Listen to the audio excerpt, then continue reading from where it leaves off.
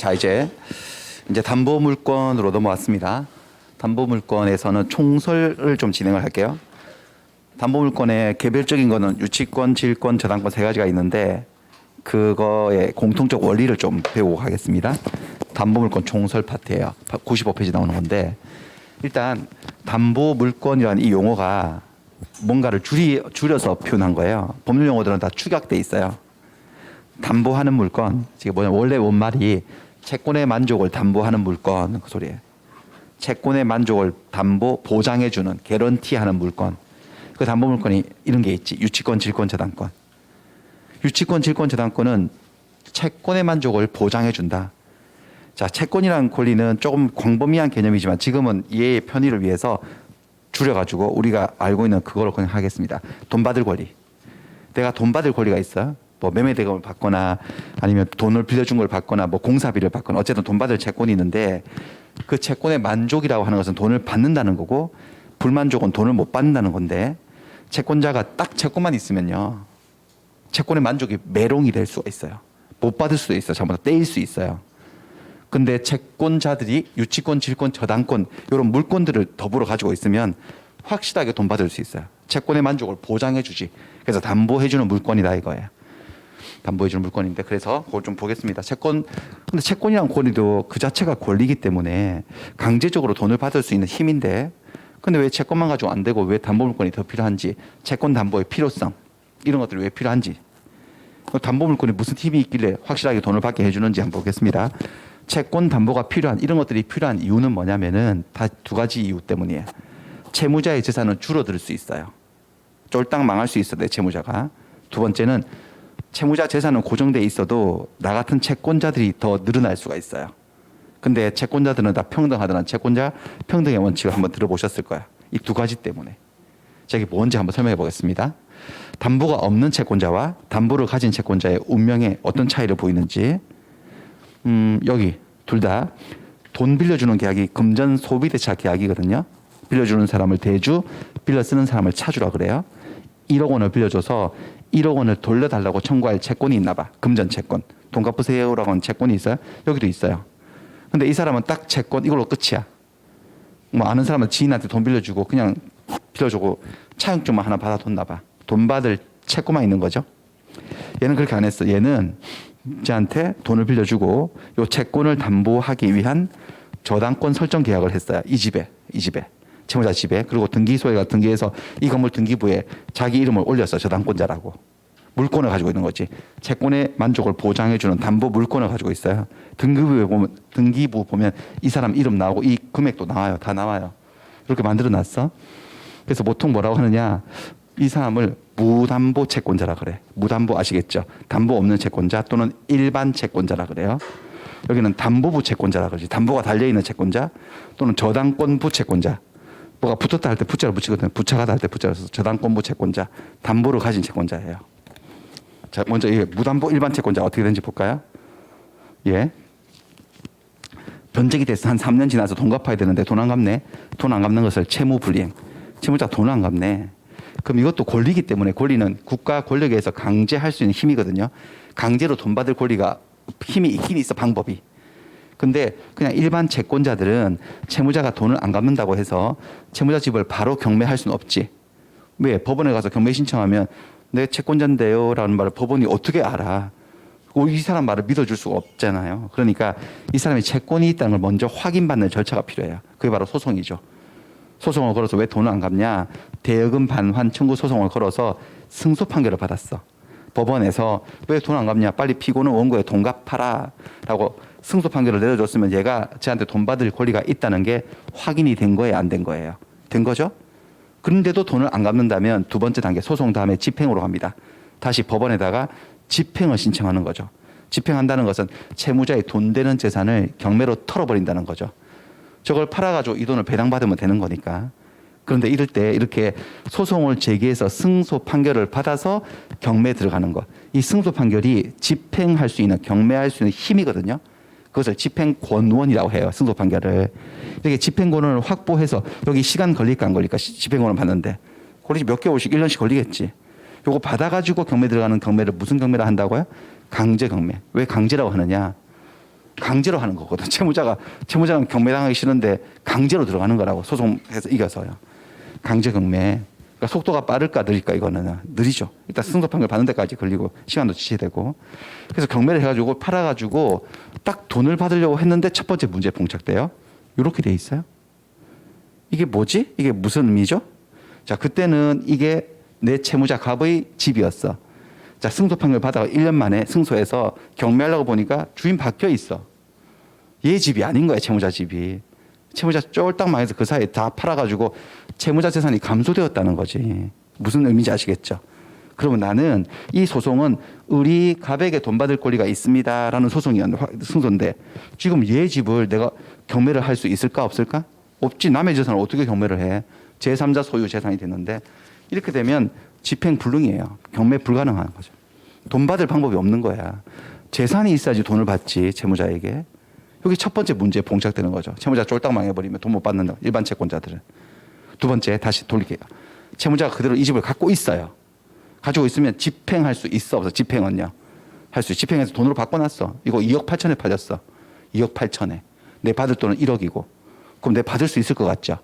근데 내 돈 빌려주고 그 3년 사이에 나 같은 채권자들이 더 생겼어. 더 생겼어. 얘 2억 빌려줬어. 얘 3억, 4억, 5억, 6억, 7억. 등차 수율로 빌려줬어요. 공차 1. 등차 수율로. 다 합치면 28억이에요. 채무액만. 이렇게 되면 내가 수고롭게 승소 판결을 받아서 어렵게 경매로 털어놨어도 자, 두 번째 거지가처 원칙이 나오죠. 무슨 원칙이죠? 채권자 평등 원칙. 채권은 물권의 세계에서는 먼저 성립한 권리가 우선한다는 우선적 순위의 원칙을 배우셨죠. 채권은 이게 먼저 빌려줬다고 얘부터 배당받는 거 없어. 채권자들은 다 뭐하다? 평등한 거예요. 법적 효력이 동등해요. 그러니까 이걸 어떻게 해야 되느냐. 이거 지금 2억 8천에 팔렸다니까요. 근데 지금 총 채권액이 합치면 28억이에요. 어떻게 해야 되느냐. 평등하게 배당받아요. 평등 배당, 다른 말로 안분 배당. 안분은 다른 말로 비례 배당. 이제 평등하다는 것은 완전 n분의 1이 평등한 게 아니고 채권 금액이 많은 사람이 돈을 조금 더 받는 게 평등한 거지. 그래서 얘가 1억이고 얘가 2억이고 3억이면 2억 8천을 1대, 2대, 3대, 4대, 5대, 6대, 7로 나누는 거야. 그렇게 나눠서 배당받는 걸 뭐라 한다고 여러분들?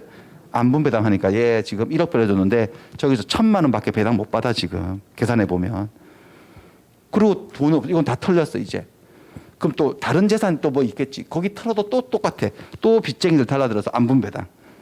그런 식으로 되면 얘 돈을 다 받을까요? 다 못 받을까요? 여러분들. 그러니까 이게 썩었어 표정이 지금 일반 채권자. 이게 채권만 가지고 있는 사람의 말로라고 이게. 아시겠어요? 채권도 강력한 힘이긴 하지만 채권만 가지고 있을 때는 채권의 만족이에요. 불만족이에요. 이렇게 되면요. 불만족이죠. 그래서 채권 그 이상의 힘이 필요한 거죠. 채권자들에게는. 그게 바로 지금 여기는 담보물권이에요. 그래서 얘는 진작에 알았어. 그래서 채권을 담보하기 위한 뭐를 취득해 놓은 거지? 그리고 만천하에 공시 나서 등기부에. 저거 팔리면 내가 1번으로 받아가는 거야. 아무도 건드리지 마. 이게 우선물권이거든요. 저당권이. 자, 이건 어떻게 되느냐. 나 돈 안 갚잖아요. 저당권자는 저런 거 다 필요 없어요. 소송 걸고 승소 판결 몇 개월 걸고 다 필요 없고 저당권 안에 경매권이 내재돼 있어 곧바로 저당권 실행해서 바로 경매 들어가요. 집행 권한이 필요 있다 필요 없다? 필요 없이 바로 하는 경매. 무슨 경매? 왜 이걸 임의 경매라 할까? 이건 임의가 뭐야? 뜻에 따라서 채무자 뜻에 따라서 경매하는 거야. 처음부터 채무자가 돈을 빌리면서 저당권 설정을 해줬잖아. 너 돈 1억 못 갚으면 내 집 네가 경매해라 라고 얘의 뜻에 따라서 합의된 경매가 들어간 거야. 이거는 강제로 경매 들어가는 거. 소송에서 이겨가지고. 그렇게 용어가 그렇게 돼 있고요. 임의 경매해서 속도 엄청 빠르게 가지. 오늘 변제기인데 오늘 못 갚으면 내일 경매 신청하면 돼요. 그냥 바로 그 다음날. 그래서 경매해가지고 털었어요. 털었더니 첫 번째 이런 문제가 생긴 거죠. 그동안에 다른 채권자들이 엄청 생긴 거야. 여기서 저당권의 빛을 발하지. 저당권의 빛이 뭐죠? 우선 변제야. 저당권. 저당권자는 채무자나 제3자가 제공한 이 저당 부동산 경매되면 다른 채권자들보다 어떻게? 자기 채권에 어떻게 받아간다고? 핵심이 우선 면제예요. 우선 면제. 그러니까 너희들은 자, 이 다른 채권자들은 요 건물에 저당권 같은 게 있어요, 없어요? 나처럼요. 없어. 일반 채권자 애들. 나는 저당권을 갖고 있어요. 우선 면제를 받는다. 그러니까 저당권을 가진 채권자와 저당권이 없는 일반 채권자는 어떤 부동산이 저당 부동산이 경매되었을 때 이런 관계, 사자하고 하이에나의 관계. 아프리카 동물의 왕국에서 우리 동물의 왕국 이렇게 보면은 하이에나가 여기 누를 한 마리 잡아놨어. 한 마리 어렵게 이렇게 목숨 걸고 잡았어. 근데 사자가 이렇게 오면 얘들이 어떻게 도망가잖아요. 자기들이 잡았어도 도망가가지고 사자가 먼저 드시지 않나요? 다 먹고 찌꺼기를 하이에나가 먹잖아, 얘들이. 딱 그런 관계예요. 그러니까 심지어 얘들이 일반 채권자로서 이런 식으로 해서 여기 경매가 들어왔을 수도 있을까요? 없을까요? 있죠. 그래도 얘부터 받는 거야. 내가 경매했을 때만 나부터 우선을 받는 게 아니고 누가 이 집을 경매로 팔아도 무조건 저당권자가 그 순번대로 먼저 받고 나머지는 받아가는 거야. 그럼 얘들 다 못 먹을 수도 있지, 얘들. 그렇습니다. 그래서 그런 관계이기 때문에 채권자들이 아무리 많이 생겨도 2억 8천으로 팔았으면 내가 1억을 배당 받는 것이 먼저. 그럼 남아있는 1억 8천 가지고 아까처럼 안분하는 거야, 일반 채권자들은. 그러니까 채권자가 더 늘어나도 나는 돈을 확실하게 받을 수 있어, 없어요? 저당권이 이 우선변제의 힘이 이 채권의 만족을 담보, 개런티, 보장해 주는 거잖아요. 그게 저당권의 힘이에요. 그러니까 이 문제, 거지 같은 채권자 평등 원칙이 나한테는 적용되지 않는 거지. 나는 우선이지. 난 보통 채권자가 아니거든. 저당권을 가진 채권자이기 때문에. 다만 주의하셔야 됩니다. 저당 잡혀 있는 이 물건에 대해서만 그런 겁니다. 이 물건에 저당을 잡혔기 때문에 그 물건 팔리면 그렇다는 거지. 이 건물 말고 저기 토지 하나 있었단데 그거 팔렸을 때 나도 이 입장이에요. 거기에 대해서 난 저당권자가 아니 저 사람 전자에 대해서 내가 저당권자다 그런 건 없어요.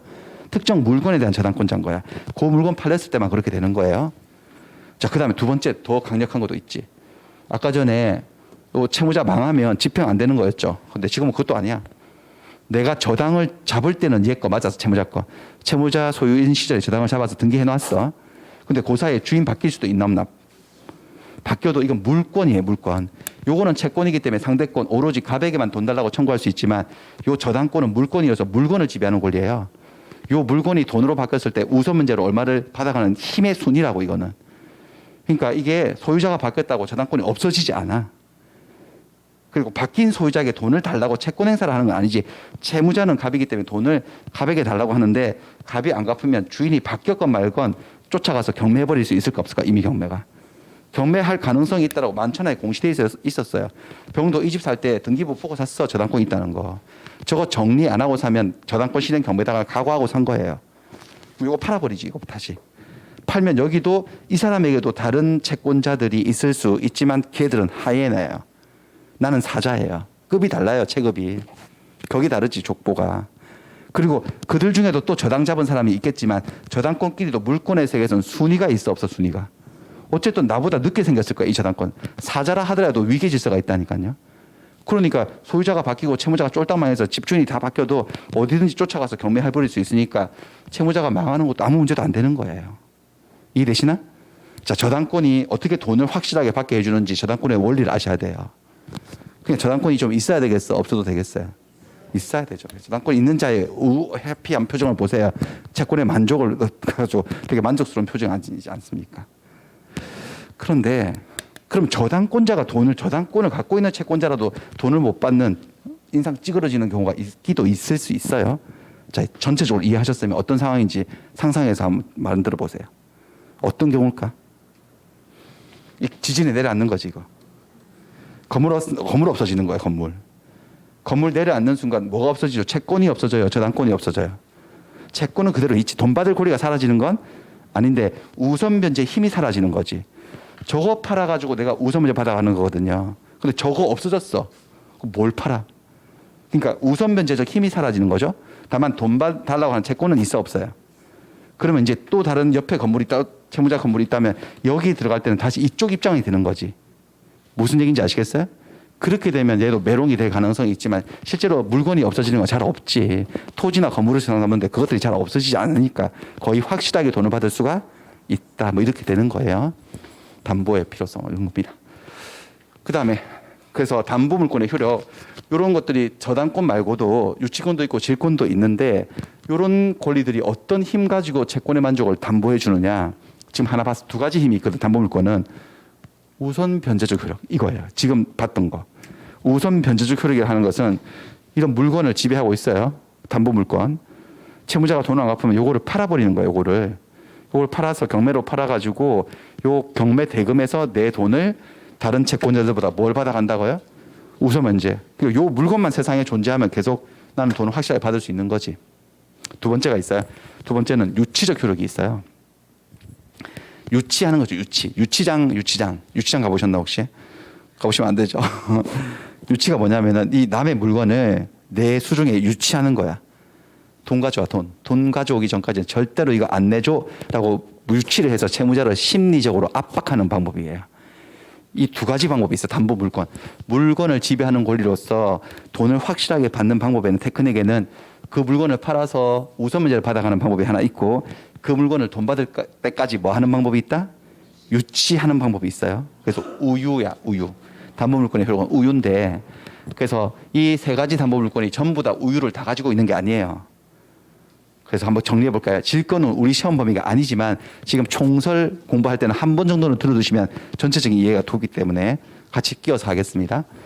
실생활 사례를 들어드릴게요. 유치권은 카센터, 그 다음에 질권은 전당포, 그 다음에 저당권은 은행 이렇게 생각하시면 돼요.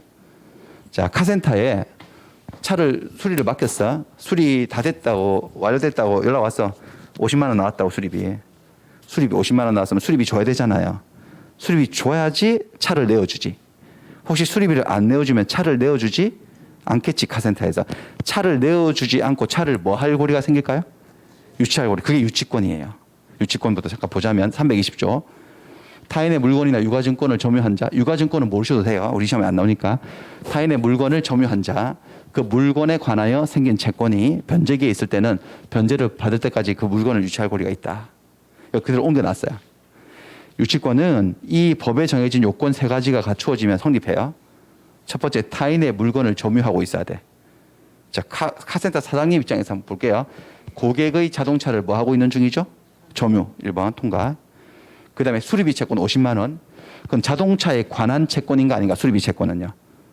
자동차하고 관련이 있어요? 없어요? 있죠. 그 물건에 관한 채권이지. 그리고 채권의 변제기가 도래한 거야. 돈 받을 때도 된 거지. 다 고쳤으니까.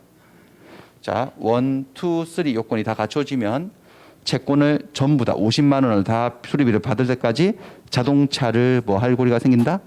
유치할 고리가 생긴다는 게 이게 유치권이에요. 만약에 유치권이라는 제도가 존재하지 않는다면 이걸 일단 다 고쳤으니까 소유자가 달라 그러면 일단 차를 먼저 내어줘야 된다면 차를 가져간 사람은 약간 뭐라 그러지? 먹튀라 그러나 보지.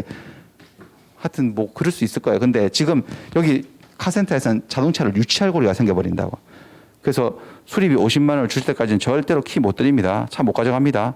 라고 한다면 이 물건을 자동차를 가져가기 위해서 50만 원을 가져오겠지. 어디 빚을 내서라도 가져오겠지. 그 돈을 받으면 차를 내어주면 되니까 유치권에 의해서 수리비 채권이 담보되고 있다는 걸 느끼셔야 되죠. 보장되고 있는 거지. 유치권 때문에. 되셨나요? 그런 거.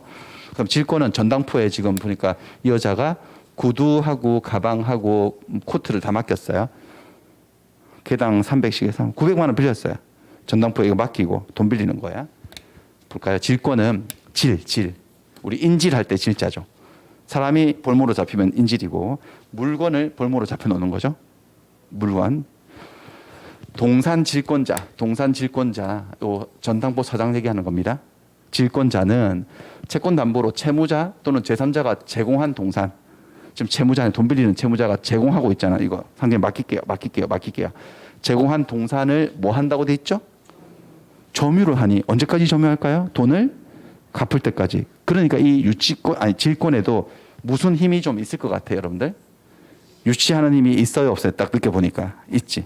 돈 갚을 때까지 안 내어줄 거니까 이 코트도 가방도 물론 여기도 유치권이 있고 이름이 유치권이니까 유치적 효력이 있고 점유하고 있다가 계속 돈을 갚아라고 했는데 돈을 안 갚네. 그 물건 찾으러 오지도 않네. 그러면 이제 두 번째 힘. 그 동산에 대해서 다른 채권자들보다 자기 채권에 뭐라고 돼 있나요? 우선 면제. 여기 또 이 얘기 나오네. 우선 면제를 받을 권리가 있대. 근데 이 물건들을 통해서 우선 면제 받으려면 저 물건들을 경매할 힘이 있는 거야. 그래서 변제기 지났는데도 찾으러 오지 않아 맡긴 고객이 이거 다 경매시켜 버릴 수 있어요. 소송 필요 없어요. 이미 경매야. 이미 경매해서 요 팔린 대금에서 빌려준 돈을 어떻게 받는다고요?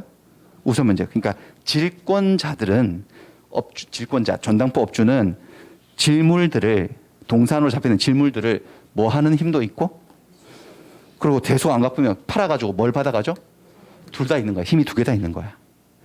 유치권은요, 카센터는요, 유치하는 힘은 있어 없어? 이름이 유치권이니까.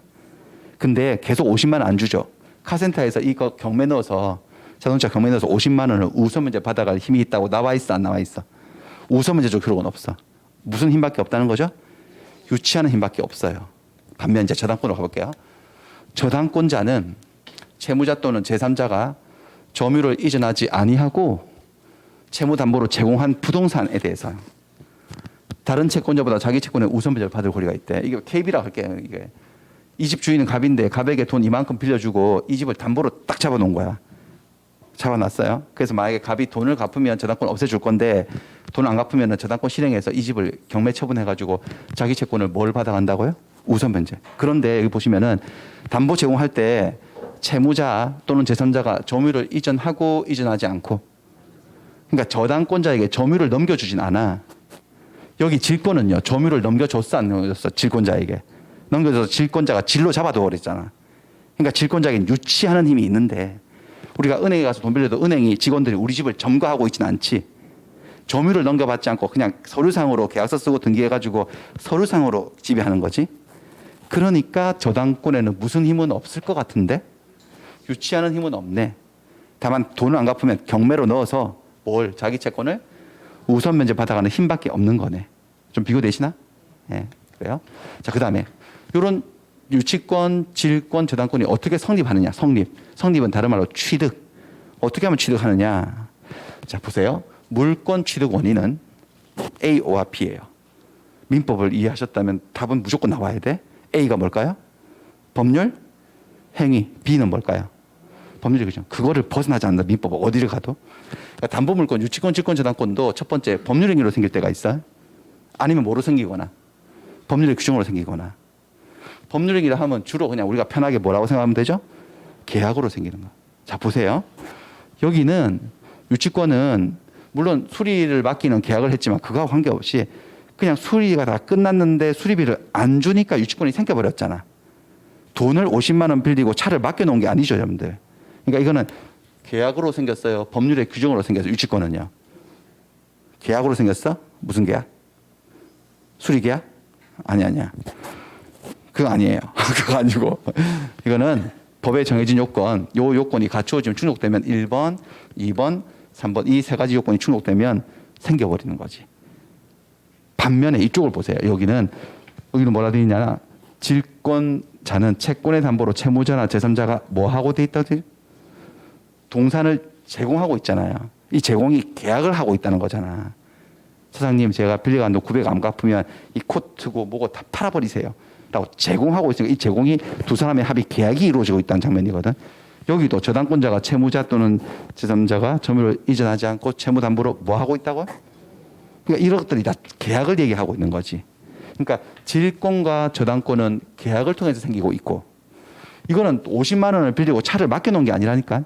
그냥 차를 수리한다고 맡겼는데 수리비를 안 주는 순간 저절로 유치권이 생겨버리는 거니까. 유치권은 무엇으로? 계약으로 생기는 게 아니라 무엇으로? 법률의 규정으로 생기는 거예요. 법률의 규정에 성립해서 법률의 규정을 둘로 줄이면 법정. 얘는 뭐라고 부른다? 유치권은 법정 담보물권.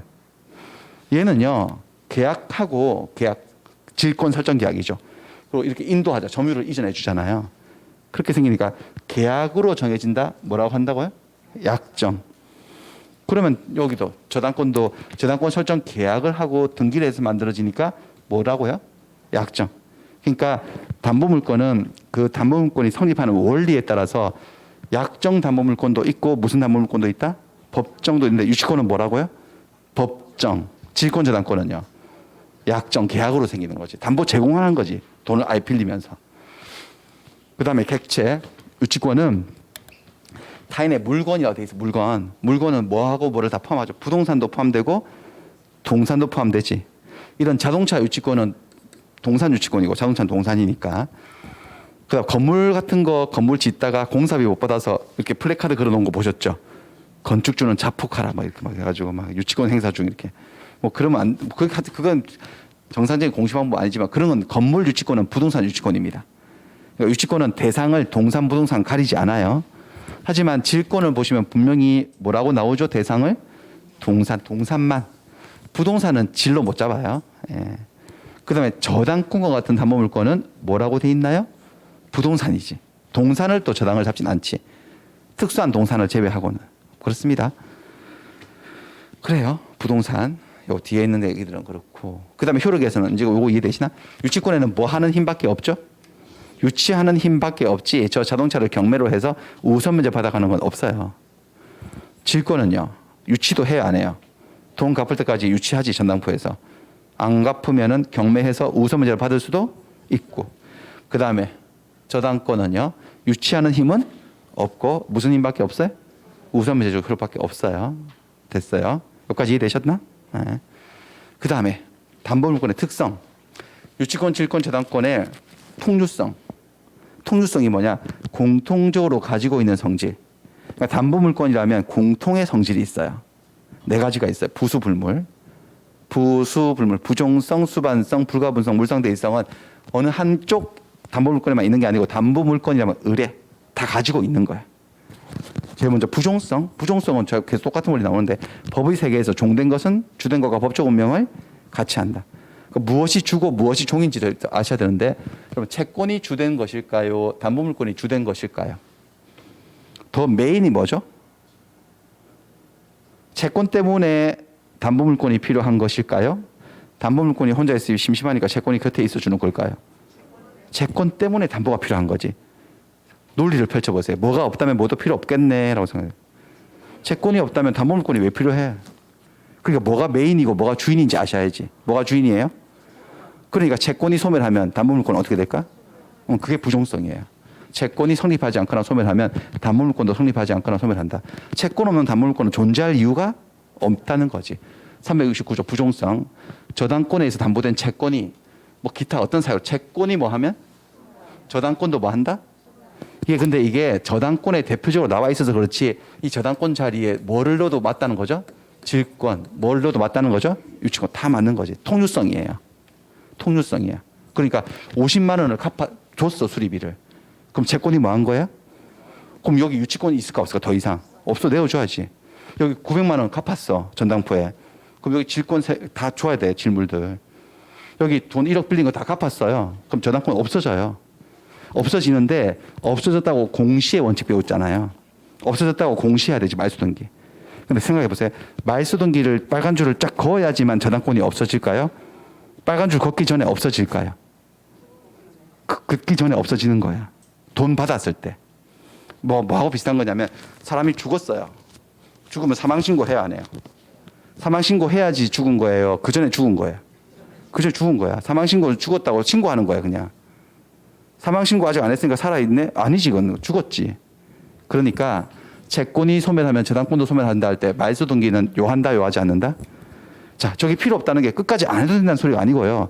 말소등기를 하지 않아도 채권의 소멸과 함께 저당권도 뭐 해버리는 거다. 일단 소멸하고 소멸했다라고 차차 사람들에게 알려주기 위해서 등기를 하긴 해야 되는데 등기를 안 했다고 해서 저당권이 살아있는 것은 절대로 아니다. 그 의미지 저건. 아시겠어요? 됐어요. 그럼 수반성도 똑같아. 이거 다 같이 보면 이해하면 돼요. 광범위하게는 전부 다 부종성이에요. 수반한다? 여러분들 대통령이 해외 순방 나가면 국무총리, 각 부장관이 수반하지. 종이 줄을 쫓아다니는 게 수반성이잖아요. 그러니까 자, 저당권은 채권과 그 담보한 채권과 분리해서 따로 양도하거나 다른 채권의 목적으로 하지 못한대. 수반성이 뭐냐면은 채권에 수반하였으면 처분할 수 있다는 거지. 채권이 이전되면 담보물권이 저당권도 같이 이전될 수 있어 없어요? 있지. 그렇게는 이전될 수 있어도 채권은 양도하지 않으면서 뭐만 양도하겠다는 거지? 얘들은 저당권만 그렇게는 된다 안 된다? 안 돼요. 저당권만 양도하는 건 있을 수 없지. 보세요. 여기 갑이라는 사람이 을에게 1억 빌려주고 1억 원을 빌려주고 을의 집에 저당을 잡아놓은 사람이야. 근데 이 1억 받을 채권하고 여기 있는 저당권을 같이 병에게 양도할 수 있어. 채권 저당권을. 근데 이 병이 자기는 채권은 별로 관심 없대. 그거 싫대. 그거. 저당권만 가지고 싶대. 저당권만 팔으래 자기한테. 저당권만 산다고? 저희 약간 미친 거예요. 저당권이 뭐 하는 건지 아세요? 저당권은 저당물을 경매해서 자기의 채권을 뭘 받아가는 거죠? 우선 변제받아가는 힘이야. 저당권 자체가 돈 받는 권리가 아니고 돈 받는 권리는 채권이고 저당권은 그 돈을 남들보다 먼저 받아갈 수 있는 힘이 저당권이거든요. 근데 자기는 먼저 받아갈 수 있는데 돈은 받을 권리는 없어. 뭐야 그게 지금. 채권이 없는 저당권? 그 내가 일본 저당권 경매했지? 배당? 빵원이야. 돈 받을 권리가 없어. 그게 무슨 저당권이 그런 저당권이 뭐가 필요하겠어요. 그러니까 이 저당권은 채권이 양도되면 거기에 수반하여서만 같이 양도되는 것이지 채권과 분리해서 따로 양도가 되거나 처분할 수 있다 없다? 없다. 저당권만 그런 거야. 담보물권이 다 그러는 거야. 다 그런 거지. 그렇죠? 이거 넓게 다 부종성이에요. 그러니까 불가분성은 뭐냐? 담보물권은 채권을 전부 변제받을 때까지 담보물 전부에 그 효력을 미치는 성질이에요. 자, 저 차주가 이거 수입이 50만 원 나왔는데 25만 원을 먼저 주네. 반 줬어. 채권이 반소멸 했지? 차주의 주장이 유치권도 반 없어졌다 그러는 거예요. 반. 반 잘라서 달라는 거 차를 반 잘라서. 그럴 필요가 없다. 보세요. 유치권자는 채권 전부 50만 원이면 50만 원을 전부 다 변제받을 때까지 유치물 전부에 대해서 권리를 행사하는 거예요. 그러니까 49만 원을 줘도 만 원 남았어도 유치권은 고스란히 전체에 존재하고 있는 거지. 가분적이지 않아요. 채권이 반 줄어들었다고 담보물권도 반 줄어들고 그러지 않는다는 거지. 그것도 마찬가지예요. 여기 900만 원 빌리고 물건 3개 맡겼어. 물건이 여러 개일 때도 담보물권은 불가분이야. 그래서 얘가 지금 900만 원 빌려가지고 물건 3개 맡겼는데 얘가 지금 300만 원만 먼저 갚으러 왔네. 그래서 그중에 제일 중요한 구두는 달래. 구두는 좀 신고 다녀야 되겠대. 발 아파 죽겠대. 그럼 구두는 내어줘야 되나? 3분의 1 받았으니까. 아니에요. 3개의 물건을 불가분적으로 다 질권으로 잡아둘 수 있어요. 900만 원 다 가져오세요. 단돈 만 원이 남아 있어도 한 개도 안 내어줄 겁니다. 이렇게 불가분적으로 행사할 수 있는 게 담보물권이에요. 여기도 1억 빌리고 은행에서 1억 빌리고 저당권 설정해 줬는데 9,999만 원을 갚아도 만 원 남았으면 저당권은 100% 고스란히 남아 있는 거야. 물론 그렇게 할 은행은 없겠지만은 만 원을 받기 위해서 건물을 통째로 경매 들어갈 수 있다는 거예요, 없다는 거예요? 있다는 거죠. 불가분이에요, 불가분. 그런 성질도 있고. 물상대위는 조금 설명을 해야 되는데, 물상대위. 물상대위는 담보물이 멸실되거나 수용되었어요. 담보물, 물건이 멸실되면 채권이 없어질까요? 물건이 없어질까요? 물건이 없어지면요. 물건, 유치권, 질권, 저당권이 없어지는 거야. 뭐만 남는 거지, 이제는? 채권만 남는, 무담보 채권자가 되는 거지. 불행한 일이죠. 그런데 멸실되거나 수용되었을 때 그 물건이 사라지면서 가치의 변형물이 발생하는 거야. 그 물건은 사라지지만 그 변형체가 생기는 거야. 그럼 변형물을 쫓아가서 거기서 담보물권의 힘을 행사를 해버리는 거. 우소문제를 받아가는 게 물상대위예요. 이거 뭐냐면은 한번 보세요. 여기 저당권부터 먼저 볼게요. 갑소유 건물에 을이 저당권을 가지고 있었어. 물론 이 채권을 담보하기 위한 저당권이었죠. 그래서 얘가 돈을 안 갚으면 요 집을 경매로 팔아버려가지고 요 돈을 남들보다 어떻게 우선 변제를 받아갈 수 있는 힘을 가진 사람이었어. 근데 어느 날 화재로 전소되었어. 물건이. 채권이 없어져요. 저당권이 없어져요. 저당권이 없어지지. 채권이 돈 받을 권리가 사라지는 건 아니지. 근데 만약에 다른 보험이나 이런 게 안 들었으면은 이제 얘는 채권만 남아가지고 그 전까지는 이 물건 경매되면 사자였잖아. 얘 사자.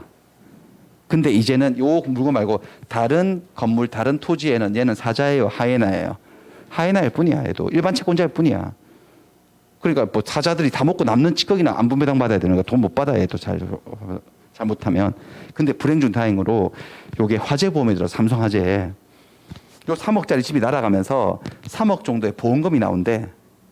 자, 물건 3억짜리가 없어지면서 3억 원 정도의 보험금은 요 물건의 가치가 변형되어 있는 거잖아.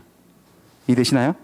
그러니까 이 저당권자는 어떻게 말을 할 수 있냐면, 야, 일반 채권자들아, 니들아, 잠깐 내 말, 하이나들 내 말 들어봐봐. 나는 이 건물의 저당권자였어. 니들은 나처럼 저당권 없었지? 이 건물이 돈으로 바뀌면 항상 내가 먼저 먹고, 니들이 나 먹고 난 다음에 하는 거지. 너 나 겸상 못했잖아. 족보 다르잖아. 그러니까 이 건물이 없어지면서 생긴 변형체인 화재보험금도 나한테 우선순위가 있다고 나는 주장한다. 그러니까 너희들 잠시 대기해. 건드리지 마. 그래서 이 화재보험금 청구권을 화재보험금을 못 받도록 일단 압류를 신청하고 채권 압류. 그리고 법원으로부터 추심 명령이나 전부 명령을 받아서 이거 못 파니까 이 변형체 여기 보험금을 통해서 자기 채권을 뭘 받아간다는 거죠? 이게 물상대위라는 거예요. 물상대위. 물상대위라고 하는 것은 가치의 변형물 위로 위치 이동을 한다. 저당권이 여기 있다가 변형체가 생기니까 저당권 자체는 사라지지만 그 우선 면제 힘이 이쪽으로 위치 이동하는 거예요. 그러니까 그게 약간 설득력이 있고 일리가 있는 말이잖아. 맞나요? 그렇습니다. 그렇다면 여러분들 이게 물상대위라고 하는 것은 가치의 변형물을 통한 우선 변제, 이게 물상대위예요. 그렇다면 유치권자는 애당초 우선 변제권이 있었어 없었어요? 유치권자는요. 우선 변제권이 없지. 유치만 하는 거였지. 카센터 같은 경우는.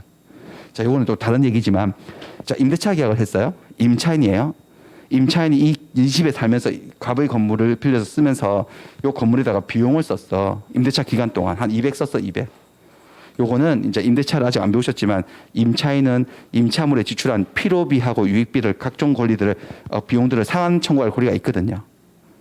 근데 그거를 만약에 200에 썼는데 임대차가 끝이 났는데 요 임대인이 안 돌려줘. 비용을 상환 안 해주면 여기 유치권 생겨버려요. 유치권 생겨요. 타인의 물건을 점유하고 있지 그 물건에 관하여 생긴 채권이고 변제기 도래했으니까 유치권 생겨서 200만 원 주실 때까지 나 못 나갑니다라고 임차물을 계속 뭐 할 수 있다는 거죠? 유치할 수 있었어.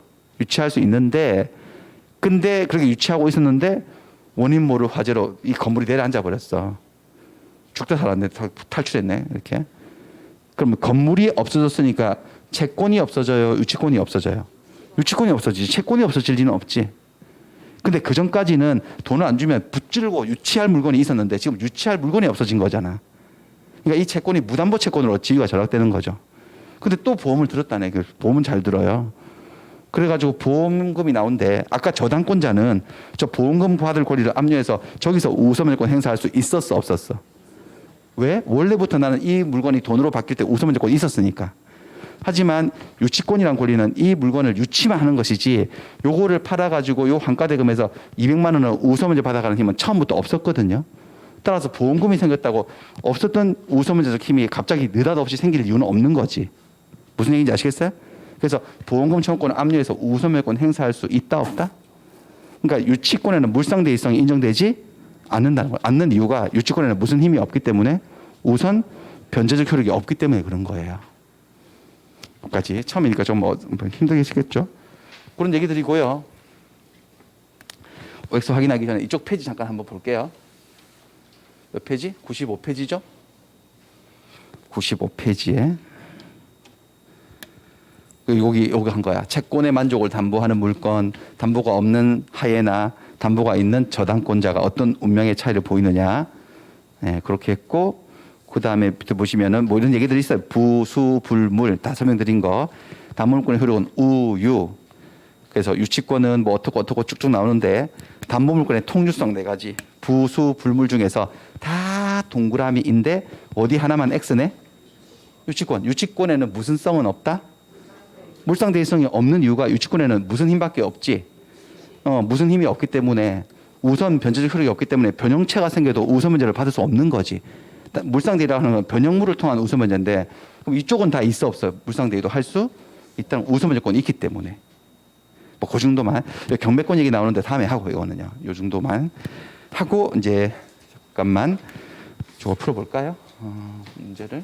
요 담보물권의 총설 파트에 나오는 문제 3개인데 자 채무자의 변제로 채무를 이행했어요. 돈을 갚아서 피담보 채권, 피담보 조금 이따 설명할게요. 채권이 소멸하면 말소등기를 하지 않아도 아직 안 했다 하더라도 저당권도 소멸을 하는 거다. 맞아요, 틀려요? 맞죠. 이 성질을 저당권의 성질을 무슨 성이라 하는 거죠? 부종성. 채권이 소멸하면 저당권도 소멸한다. 근데 말소등기를 결국에 할 것을 요구하지 법은. 그렇죠? 그 공시의 원칙이잖아. 말소등기를 하긴 해야 되는데 아직 말소등기를 안 했다고 해서 저당권이 살아있는 것은 아니다 이거죠. 죽었다. 사람이 죽은 것처럼 사망신고 나중에 하는 것처럼. 그다음에 저당권은 그 담보하고 있는 채권과 따로 떼어서 저당권만 타인에게 양도할 수는 없다. OX? O죠. 항상 무엇과 함께 양도해야 되죠? 채권과 함께 그 성질을 수반성. 채권에 수반시켜서만 양도할 수 있다. 그다음에 저당물의 멸실로 인하여 저당물의 소유자가 받게 될 금전, 가령 화재 보험금이에요. 이 그 소유자에게 지급되기 전에 그 지급 청구권이 압류가 되었어요. 일단 압류부터 해야 돼. 못 받도록. 그러면 저당권자는 그 보험금 청구권을 통해서 우선권을 행사하는 물상 대위권을 행사를 할 수 있다. 맞나요? 저당권자도 할 수 있고 질권자도 할 수 있을까? 질권은 아예 물어보지 않지만 근데 유치권자는 이게 된다 안 된다? 안 되죠. 유치권자는. 다음 페이지를 잠깐 한번 조금 더 보자면 유치권 문제인데 3개 정도는 지금 풀 수 있을 거예요. 1번. 유치권에는 유치적인 효력은 인정이 되지만 이름이 유치권이니까 하지만 우선 변제적 효력은 인정되지 않는다. OX? O. 그래서 유치권에는 뭐가 인정되지 않는다고요? 물상대위가 인정되지 않지. 보험금이 나온다. 토지가 수용되면서 보상금이 나온다. 그럼 보험금이나 보상금을 통한 우선 변제는 할 수가 없죠. 없어요. 유치권자의 과실 없이 유치물이 소실되어서 유치하는 물건이 사라져 버렸어. 그랬을 때 유치권자의 권리는 화재 보험금 청구권 이 가치 변형물 위에 가서 거기서 미친대. 지금 뭐 하겠다는 거죠? 이거 지금 물상 대위를 어떻게 시도해 보겠다는 건데 돼요 안 돼요? 안 되죠. 안 됩니다. 유치권은 그냥 없어지고 마는 거예요. 여기까지만 하고 4번부터는 조금 쉬었다가 마지막 시간에서 여기까지 하고 좀 쉬었다가 4교시 유치권하고 저당권을 가볍게 한번 풀어보겠습니다.